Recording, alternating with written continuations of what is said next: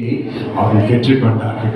இயேசுவை அவர்கள் கண்டு மனமகிழ்ச்சியால் நிரம்பினார். அதே பாக்கியத்தை உங்களுக்கு கொடுக்க போறார். பிரியமானவர்களே, எல்லாரும் காட்டுறார்.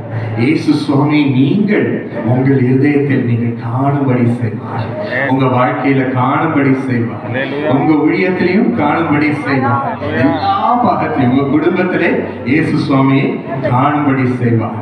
நீங்க இயேசு மற்றவர்கள் வாழ்க்கையில் பிறக்கும்படி ஜெபிக்கிறீர்கள், மற்றவர்களை ஆசீர்வதிக்கும்படி ஜெபிக்கிறீங்க. ஆண்டவருக்கு அது பிரியமான காரியமா இருக்கு.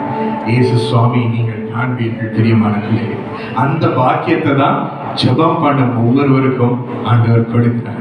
உங்களுக்கு நிச்சயமாய் ஆண்டவர் இந்த பாக்கியத்தை அதிகமான விதத்தில் கொடுக்கிறார்.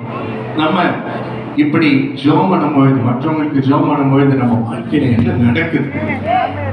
ஒன்று, ஆண்டவர் அந்த ஜெபம் பண்ண ஒவ்வொரு ஆத்மாவிற்கும் ஆண்டவர் கிரியை செய்யும். அந்த ஜெபங்களின் மூலம் கிரியை செய்யற ஒவ்வொரு ஆத்மாவையும் நம்மளுடைய கணக்கில் எழுதி வைக்கிறார். பரலோகம் அந்த கணக்கை பார்த்து மகிழும். இயேசு சுவாமி உங்களை குறித்து மகிழுவார், உங்க கணக்கில் எழுதி வைப்பார்.